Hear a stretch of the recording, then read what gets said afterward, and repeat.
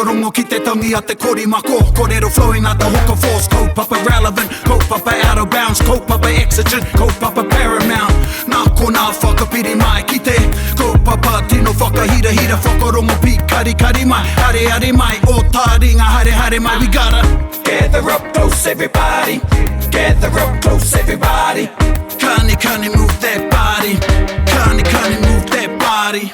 Tuhia ki te ngākau e kore ki te tuhia ki te rangi, ka kitea no konei ka huri ki te rangi, e tuhi ana ngā mihi a Taringa kia koutou e te iwi kua whakaopeti mai anō ki tā tātou kaupapa anei ki te punua pāho o Taringa, e whakapāho atu ana i te punua pāho, meki, te poka pū o Taringa, kiko nei ki te Wānanga o te roa, 320 Factory Road, coming at you, bustling metropolis. Under the auspices of te Wānanga o te roa. Yes, me te mihi kia koutou te māngai pāho, irirangi te motu. Irirangi te motu. Pai tū te TMP te manga o te māngai pāho. Kia ora tātou e hoa mā. Kia ora tātou. Kia ora tātou, ngai Taringa. Ana. And wherever you are, listening to the dulcet tones. Taking you into... Of Parone and Lindsay, not me. Love podcast till midnight. Oh my God. Ia, nā whakarongo ki te mea mo te oni. Hoe noa, anei mātou, anei tātou, e te iwi tēnā tātou.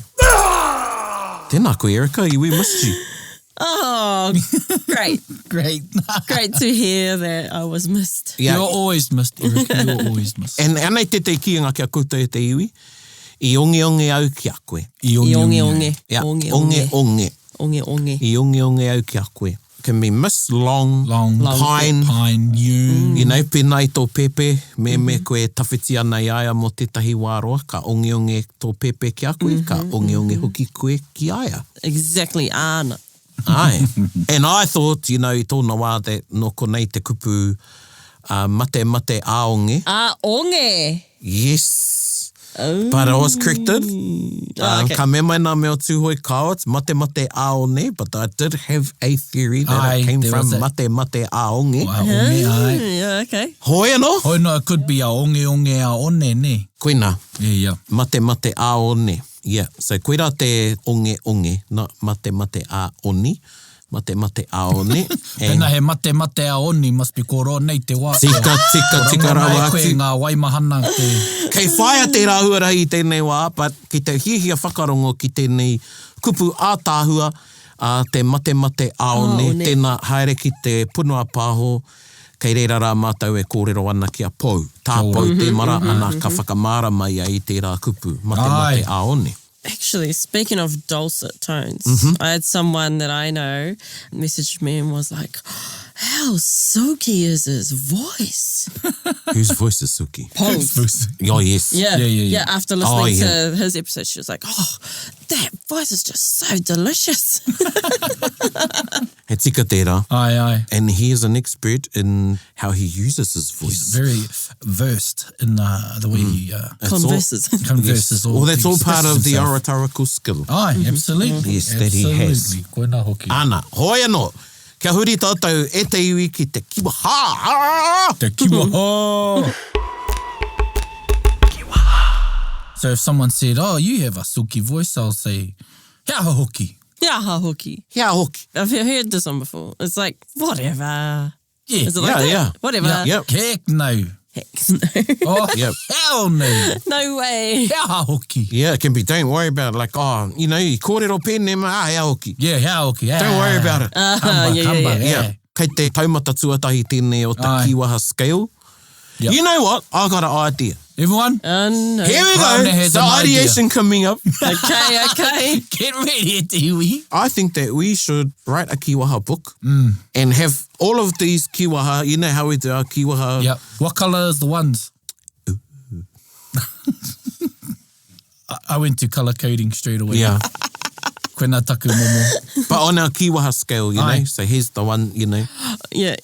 Because koenei tētahi, ka taia te maka ki roto i te rerenga noa. Yeah. Me rerenga Pākehā. Ai, ka Oh, nohi did you tōna hear what kotai. blah blah did? Hea hoki. Hea hoki. Never mind what they talking about.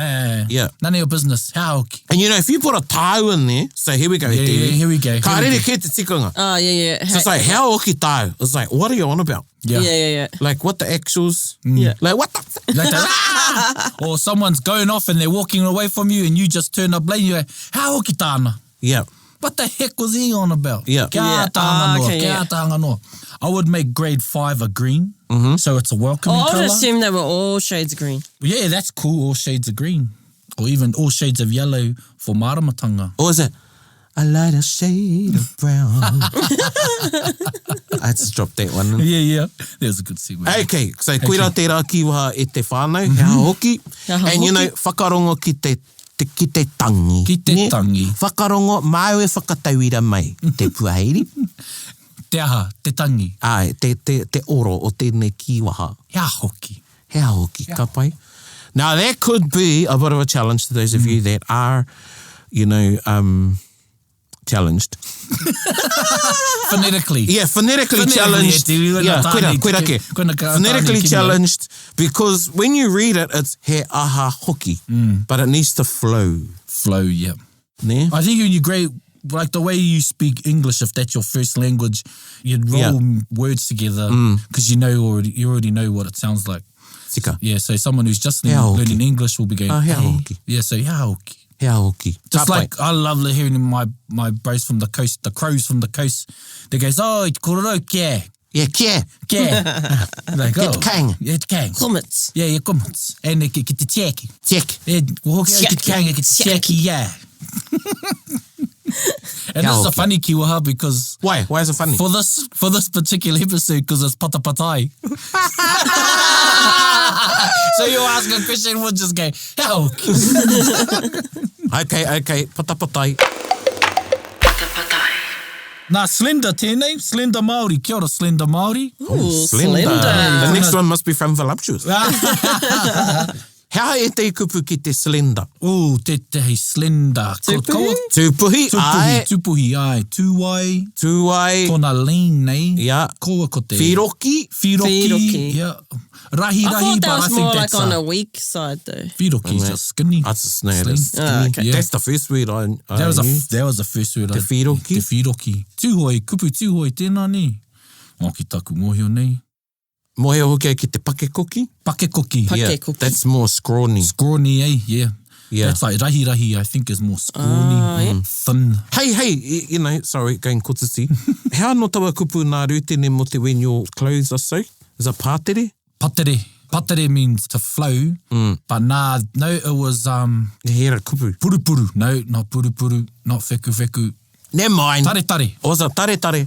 Oh, me nothing kei te kimi. Kimi. Hea hoki, me huri ki te pātai nā slender Māori. Te Māori tūwai, Māori whiroki, Māori tūpuhi. Ai, tēnā slender mai tētahi kōwhiringa. So tēnā koe he uri tēnei no te puku o te ika. Oh. I'm not laughing because no reira koe. I just think that your name that you've chosen is an oxymoron. Aye. Yeah, because you're from... Anyway. Would be neaty to learn about whakaro around different colours. Ooh. So as we're Cool. talking about... I love Oh, God, I think we're going to looking at hea stuff like hoki this one. Yeah. Mau ai arataki, ne? Te puaheiri. So what about colours? Mars white, Fero is red. But there's so much more than that. Ooh, I This like is- this because... Yeah. You know what? She takes photos. Yeah, you take photos, eh? So how whakaro? I like looking into stuff like this because, there's the name for the colour and these days we just know it as the name of that colour, but they all have deeper meanings. So like kahurangi, ngā kākahu o rangi nui. Kia ora. That type of sky blue is rangi nui's kākahu. Don't you be leading people down rabbit holes. Okay.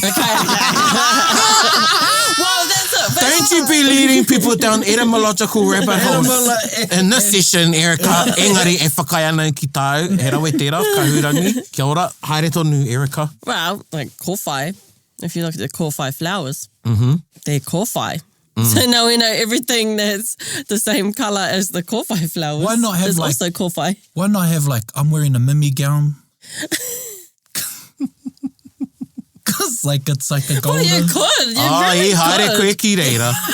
He hirere koura, e ua te taka o taku... Well, pēnei me te kare e tino, tēnā koe Slender Māori, no te puku o te ika a Māui. E mohi anau ki te kākāriki, te Malta, which is light green. The Malta, isn't it? The green after like shrubs and stuff. Yeah, that the are light new green. Yeah, the new green. Yeah. Yes, the new shoots. New shoots. So light green. Yeah. Te kākāriki. Now, ki te tiro ki te kākāriki, we also have the bird, the manu kākāriki. The kākā, yep. How no e te hea tūtai. And then we've got these intensifiers. Kia ora. So pōuri is black, can be, well, dark. Pōuriuri. Pōuriuri. Then pōuri kerekere. Kerekere. How no e te hi. I te whakaro kia, te kā hiwa hoi no. Yes, te pō kāhiwa. Te pō kāhiwa. So the deep dark night. Yep. Ko pōuriuri, pō tangotango, pō kerekere, pō... Kei te maharau I tētai wā, I was one of my kaumau, I think it was my nene, she says, I says, tewe, I said, te mea kōmā. Kōmā, pai te kōmā. Yeah. And, What's that one? Not a curry. Well, actually, a kōmā comes in that type of hue. Yeah, well, kōmā is off-white. Yeah. Oh, okay. Koe nā taku mohi o ki te kōmā. So Mars like to be clear. Clean, clear. If you look at things that are white, it's clear. We've got some new words like mawhero.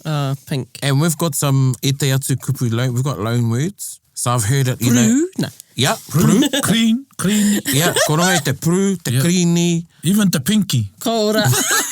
Karana kia rongo I te pinky. No, ko pānui tia I tētai kōrero nā tētai kaumātua Ngāti Eni te kōrero ia mō tā rātou keke uenuku. Hoi no.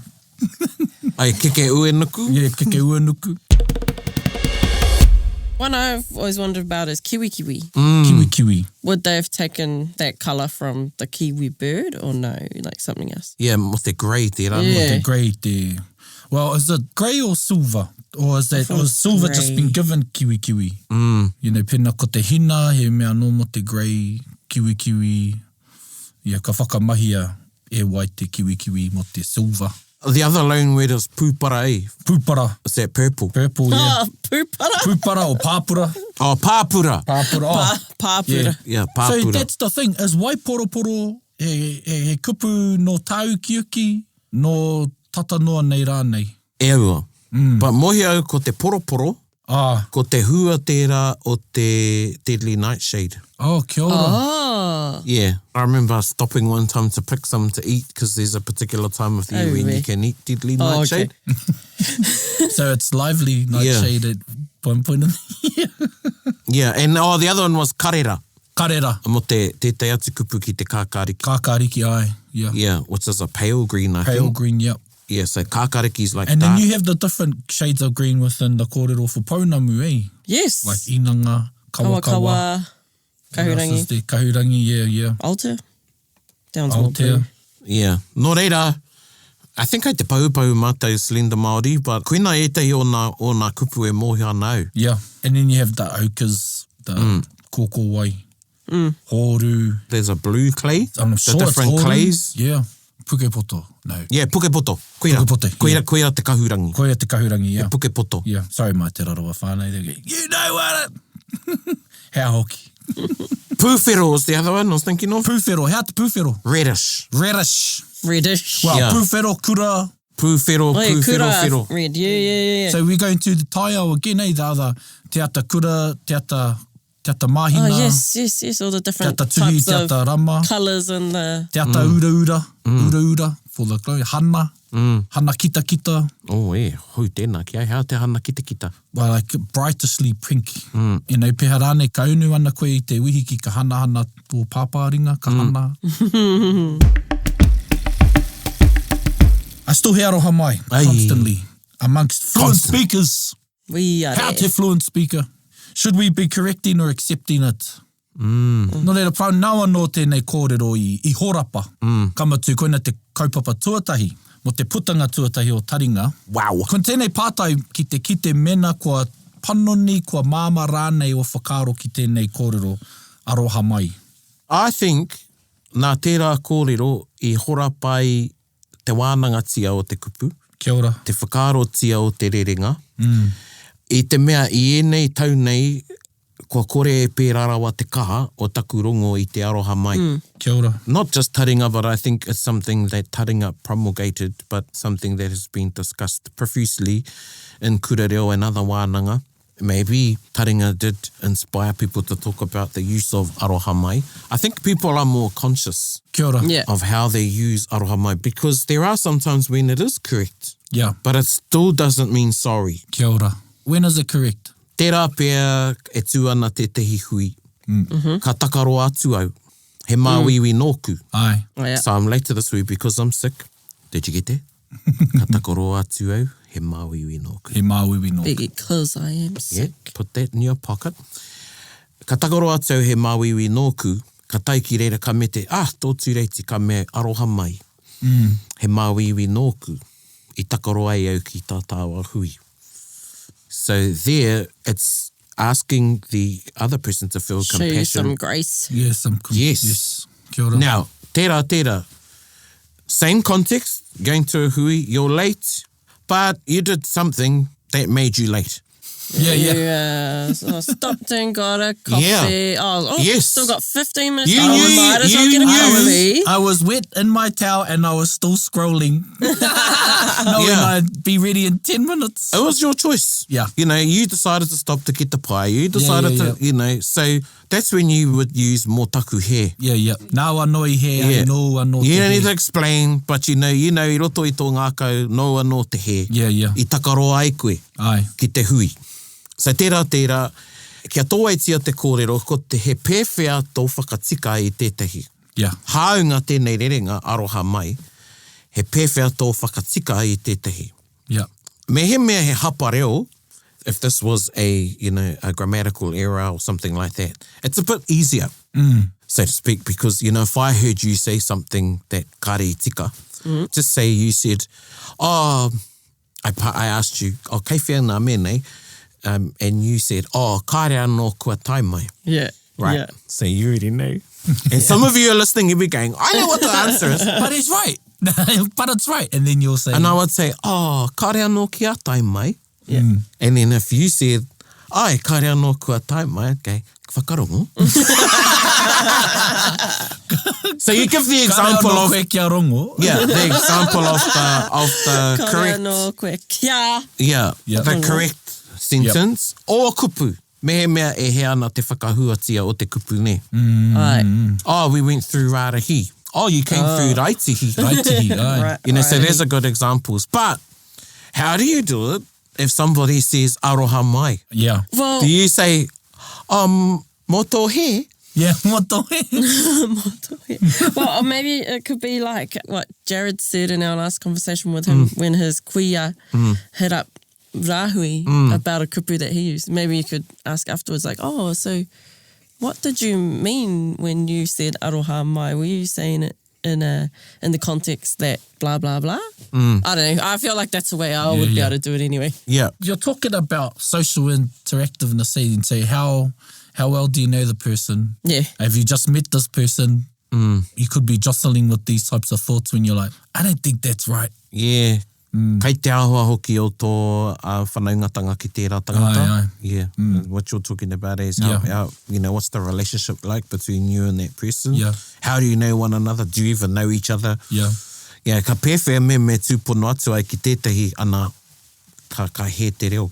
Ka tere rānei tō whakatika I tērā tangata. Me kareko e mōhio ki aia. Yeah. I did a blanket post a while back. I says, ki te he tō reo, I te pukamata, ka whakatikaina koe au. Aye. And depending on who it is, I either post in the comments.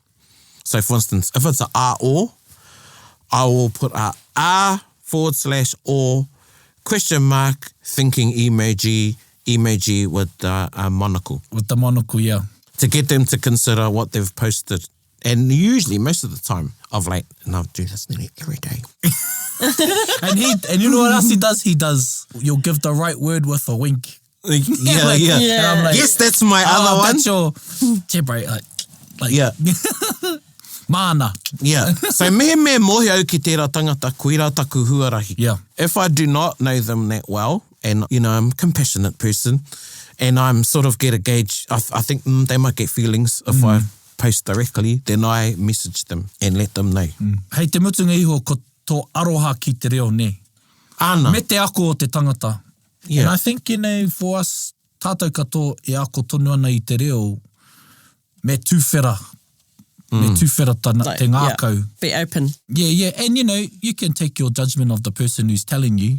You know, you'd be like, but if it's someone that you think, you know, that you respect in a way, well, it's not you disrespect the other person, but if you lean towards tutelage, you can go, oh, yeah, cool, I'll take that.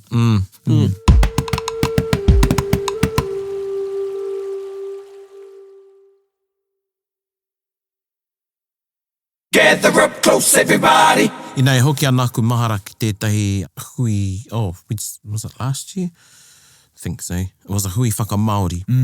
E ni puta i a pānia te kōrero. Kia ora. Ko te hoariri o te kai whakamaori, ko te whakahihi me te whakamā. Or whakahihi. Whakahihi, yeah. So when we're working on, and I'll use kotahirau puka puka for an example, it goes to the kaiho miro, and ko tāna he tuku whakaaro. Aye. So, I'll talk about Leon and myself. It's not even kotahirau puka, but something else. Kāre aha ki au te tuku aku mahi ki aku hoa, Aye. hei ho miro mā rātou. And they will whakatikangia te reo, or pick up on any hapa, or offer other whakaaro. Yeah. Yeah. So there can't be any ego and arrogance involved. It's just mahi. It's business. Yeah. It's a subscription to an attitude of excellence or, you know, the right thing for the reader. Yeah. You want to get it right. Yeah. Also, te kai whakatika me tuwhera hoki tō ngākau, me ngākau tuwhera koe, Yeah. hea tō huarahi ki te whakapakari i tērā tangata. Nō reira tērā e tai. Thank you for your pātai. Yeah. I think it's just, raising awareness around the use of aroha mai, the distinctions Yeah. with aroha mai e mōtaku he, nōku te he, nāku I he ai. Yeah. Yeah. Motaku tōmuri. Yeah, mōtaku All those other tōmuri. things, yeah. Hopefully you have a relationship with these people that you're able to have a conversation. But I believe over time, more and more people will know and Yeah. ka mukua te whakamahi he nei Aye, koia hoki. I tērā. Yeah. And I rerenga think it's aroha coming, mai. yeah. And I think it's made leaps and bounds since that first airing of that whakaaro. Yeah, even e te whānau. E te whānau, Yeah. things like, even like tūmeke. Yeah, Tūmeke doesn't mean too much, e te ui. yeah. It means to take fright. So if someone goes, why'd you say tūmeke? You can go, oh, because it like gave me a surprise. Yeah. Well, koenei anō tētahi wānanga, when does the use of a word become correct? Yeah. So I saw an interesting post, and it was about waiho and waihotia. Kia ora. But waihotia has become accepted. Yeah. E nari te tikanga kāre he e hara tērā I te hāngu. I te, yeah. Kāre taia tērā te whakahāngu. Hea tāna moma tūmahi He tūmahi poro. poro. Yeah, or he tūoti. So state of. State of, yeah. Yeah. I waiho e ia. Yeah. Ei. Waiho. Yeah. Waiho te rākau, waiho te pepe, not waiho tia. Yeah. Engari, he nui ngā tauira o te waiho tia. Aye. Yeah. Not only, also I roto I ngā new people Māori. Aye. I don't know if you listen to Taringa e hoa. Actually, he'd be good to have on as Hone Morris, because I believe he wrote his thesis on waihotia, hoatuhia. Oh, my my ear. here. Oh, wow. Oh, my here. Yeah, Yeah. yeah. Oh, thesis. Yeah, on Yeah. it. Wow. So, tērā kōrero. Tērā kōrero, yeah. But back to the tūmeke, it was accepted as a kirehu. Kirehu, kia ora. So it was slang. Slang, yeah. Oh, okay. So, e hare te kiwaha. Yeah, ori te he whanaunga rāua. Yeah. So they're both, kiwaha and kirehu. But ko te kiwaha, te nuingo ngā kiwaha ka tokatonu. Okay. Yeah. So pēnei te he hoki, kāre kore. Yeah. Engari te kirehu, ka kōrero tia mō tētai wā a ka ngaro. Ka ngaro, yeah. Okay. And ko te tūmeke tētahi. Yeah. Yeah. Which was really, really popular in the 90s. 90s, Yeah, we got yeah. a Tūmeke Yeah. FM back in... Tūmeke, yeah, those t-shirts. Yeah. And like Sun. tūmeke. It's actually the feeling you get. Yeah. How it was used was, too much. Oh, Yeah. tūmeke. Oh, tūmeke. Oh, and then meke. Meke. Oh, that's meke. meke. Oh, that's punch. Tērā. Nō reira, I runga I tērā whakaaro, Me noho mai ko te aroha mai, he kupu kē mo te whakapāha. Even that word, whakapāha. Whakapāha. Whakapāha, ko e te ka me whakapaha. Yeah. Hea te mea tika? Whaku moio whakapāha. Whakapāha. Ai. Nā, ko te whakapāha, ko te aurere tērā a tētahi, nōna ka whakaaro ki tētahi mahi e titikaha nei ki tana ngākau. So it's a sigh of regret. Yeah. Koera te whakapāha. Ne, I whakapāha ia. I tana mōhio, tarara. Yeah. But now we use whakapāha. It's like my apologies. As an expression of remorse. And Yes. Yeah, as an apology. Yeah. So, there you go. One of you go and write a thesis on that. Thesis on whakapāha. No. Yeah, and you know, te huringa tonutanga o te reo, te whakamahinga o etahi o ata, te Ai. kupu. Very, very interesting. Very interesting. So hoi anō, e te tangata nāna tēnei pātai.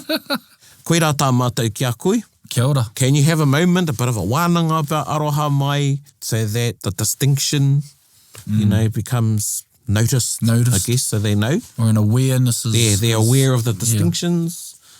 Me rā, but I think ka taka te wā, you know, kua kore e tino rangona. I think, you know, you don't hear it as much, I think. I think, yeah. No, I don't think either. That beat, you know, my nene going, me aroha ki te aho. Me aroha ki te aho, yeah, that's... Because you could go down that path. You can go down that path, yeah. If you get aroha, me aroha ki te aho, ki tō he kōrero wātu.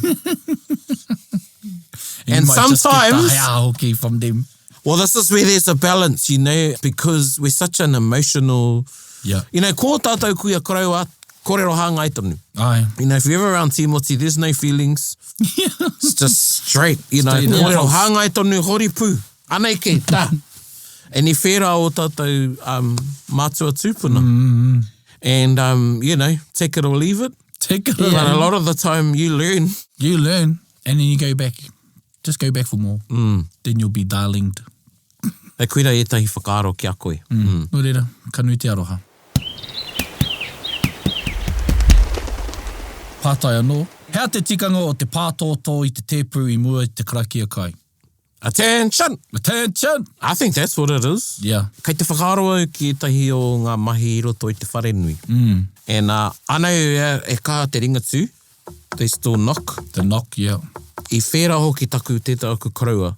So before he would karakia i roto i te whare, he would knock on one of the popo. Yep. Now it's that knock, knock, knocking on heaven's door. I was going to do the knock 3 times on the ceiling if you Wrong want horopaki me. to him. But I think that's all it is, you know, to bring attention to the fact ka whakaokawa te iwi o rātou whakaaro. Yeah. When they hear that. Pay attention. Yeah. I te Te tēpu. tohu, yeah. Ki te tanga, yeah. That's all I think it is too. Though, yeah, you can get into stuff of te oro. Ana. Vibrations. Yeah, vibrations. Or mnemonics. Mnemonics, koia. Me rāhuatanga. So, we were in the wharenui. It was early hours in the morning. You know, te ata hāpara, tēnei. And kare anō te rā, kia whiti mai. And I heard a... Now, te tangata nāna tēnei mahi, i te poupou o te whare, nōna tēnei marae, he tangata karakia Māori tēnei. Tangata karakia Māori. And he knocked, and I was waiting for mai e te tupua, mai e te tawhito. So, but I heard, he hōnore, he gloria, he maunga, runga ki te whenua, e whakaaro pai ki ngā tāngata katoa āmine. Ne, which is the start of usually a ringatu. Karakia ringatu. And he tūmeke au. And i te tiro atau, ka rongo au i te hōpi, i roto i tana reo, me haere tonu rānei, me hake rānei. Me whakawhiti rānei. Yeah. But he couldn't, because he was already in the karakia. He was on the karakia, yeah. Right. Afterwards, ka kōrero mā, kakatau. You know, kakatau oku niho i aia. And, you know, he says, oh, bro, I knocked the wharenui. Bro. Yeah, bro. And I went straight into this karakia. Now, you know, mo tētahi tangata pēnei, you know, ki te karakia Māori, te whakaaro Māori, te mātauranga Māori, it shows how ingrained Christianity is. Kia ora. Yeah. And it was something that was in the, excuse the cliche, deeper recesses of his mind. Aye. That's an example of how a sound can set off a particular memory and chain reaction. Yep. Absolutely. Yeah, just that knocking. So in saying that, the person that asked about knocking the table before karakia, when you're in a room, particularly Māori, and you hear someone knock the table, it's silence. Yeah. Most of the time. Or it's the spoon on... On a clinky thing. Yeah. Yeah, I remember one time Timothy grabbed the spoon and he missed the table completely and then he was like, God! It was like a fail. Yeah, tērā oro. Aye. Yeah, so koina nake ki oku nei whakaaro, but this karo I'm talking about that would knock on the whare nui wall. When I asked him why he did that, I roto i te whare tupaneke, so I whakaoho i te awairua. Yeah, Oh, koina. okay. Yeah, koira tana kōrero. Yeah. Well, because they kōrero no tēnei and it says I roto i te aha, but during the void there was a knocking heard. That's where I draw a correlation from. Hoki. Kia ora. Kia ora, just wondering why we use marunga ipurangi instead of kirunga ipurangi. By way of internet. We will be delivering our program marunga ipurangi. Yeah. By way of the ipurangi. Yeah, by way of. So koira te mā, te whakamahinga o te mā. It can get you into a little bit of when using mā, particularly when you use it with a passive in a tohu. Aye. So, hea tō whakamaori tēnā. I'm going to, Erica. Okay. I'm going to Kia Jared Kei te haere. Erica, how would you say write with the pen? Kia ora. Write with the pen. Okay, and it sounds like I have to use a ma. I didn't say that. Now, how would you say write with the pen? Tuhia. Ki te pene. That sounds wrong. No, that's right. Oh, okay. Yes, I'm going to hold you there while you're in the realm of rightness. He tika tērā. So, tuhia ki te pene. Two for with. Yes, ana. Okay, cool. With that. Yep. Cool. Like, tuhia ki te pene, horoia ki te wai, wash it with water. Ko hanga te whare ki te rākau. Yeah. Now, e tehi ka ki tuhia mā te pene. Because they're thinking by way of pen, right? Yeah, right by With way the of pen. pen. Yeah, nei, e hea na tērā. But you could say, tukua mā te imera. Kia ora. Send it by email. Yeah, send it via email, Oh, yeah, by way via of email. in short. Yeah. So, Yeah. tukua mā te ipurangi. Send it via internet. You don't even need to say marunga. Nah, just That's ma. Oh, okay. redundant. Yeah. But it's the same ma, like when you're, say, travelling somewhere, you're like, ma, Yeah, haere ana, wakarere rangi, haere Yeah. mararo, haere ai. haere ma. Yeah. Aye. Yeah, by way of. Mahea koe Yeah. haere mai ai, tai Yeah. mai ai. So now that you said don't even need the runga, could I say, ma te pahikara, Yeah. ahau haere ai? Yeah, that's a good one, Etiwi, if you're learning those things, because we are following English constructs, using runga. Yeah, because you're not necessarily on the plane. On, yeah. Like, Yeah. how would you say quarters in session? E haere ana te kōti. E haere ana te kōti, yeah. So, Koti mata te koti. yeah. So, I think that's better, Koti mata te Erica. koti, You get yeah. your translators You get license. your license, that one. Yeah, no, Hey, hoki.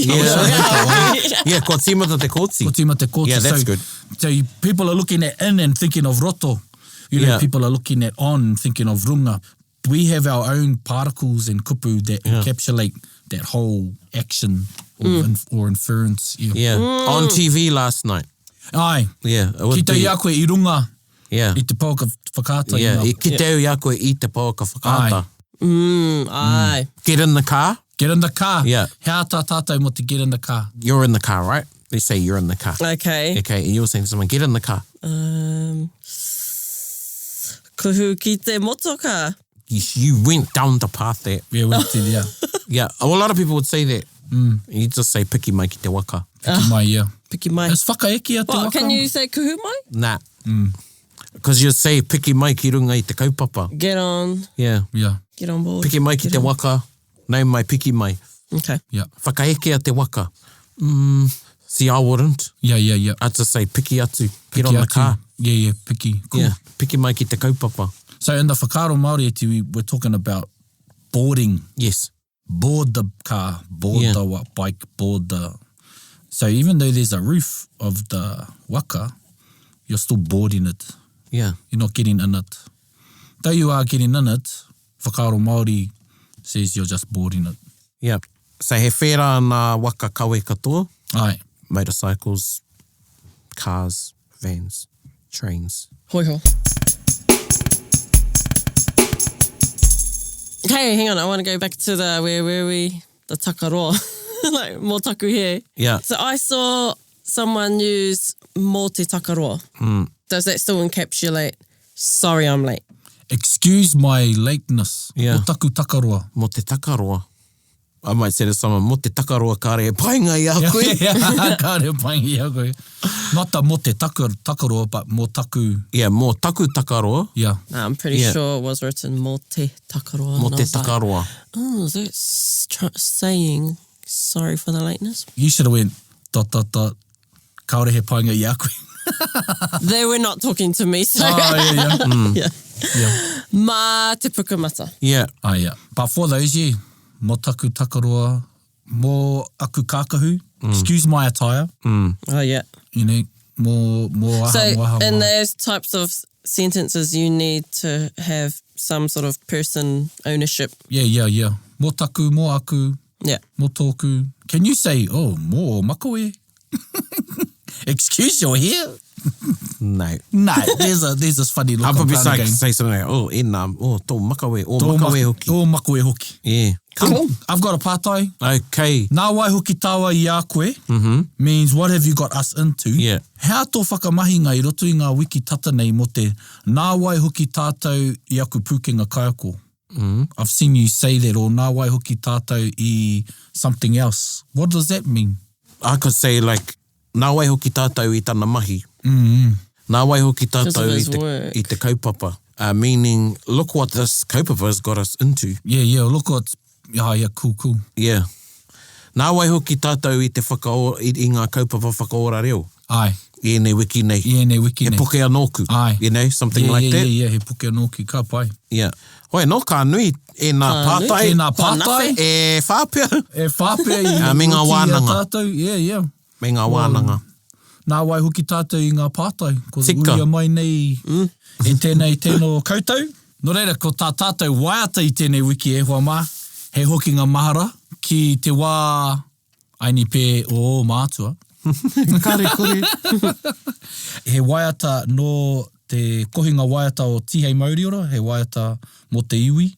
Released in 1998, though it feels like it was longer. I think we should swap those 8s and 9s around. Hoi no, haruru ana, whakarongo mai.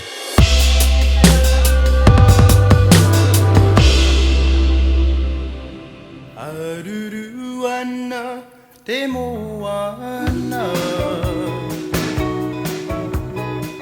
Ka papaki mai, angaru e. Huri huri ngā, te rimu rimu. Papaki kau ana, te moana. Haruru ana te wai o Tangaroa. Te moana nui a kiwa. Te moana uhitai. Ka rimu o te taipari. O makawe ko te taitimu. Kia marino mai ngā ngaru e. Tō atahua ka whakatua mai. Ko aku ringa a whiri mai. E taku taupu mau tō tinana. Tō tinana. Uhitai. Ka rimu o te taipari.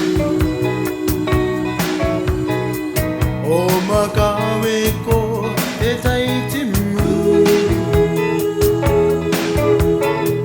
Kia marino mai ngā ngaru e.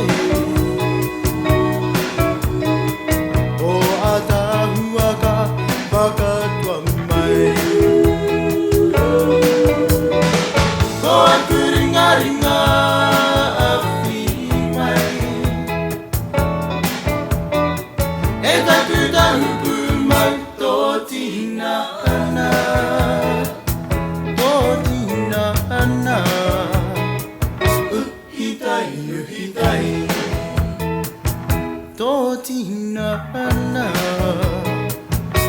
uhitai